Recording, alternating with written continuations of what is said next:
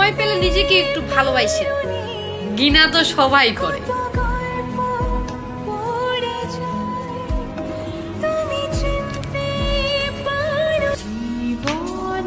চাওয়ার অধিকার সবার থাকলেও পাওয়ার সৌভাগ্যটা সবার হয় না।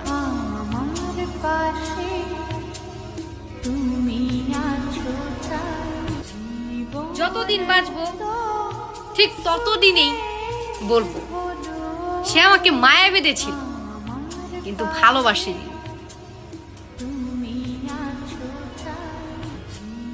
তোমরা যারা প্রিয় মানুষকে পাওয়ার পরেও আগ্রহে হারিয়ে ফেলো, তোমরা কি ওইসব মানুষের চিৎকারগুলো শুনতে পাও না? আল্লাহর কাছে প্রার্থনা ভিক্ষা চায় তাদের প্রিয় মানুষকে পাওয়ার জন্য।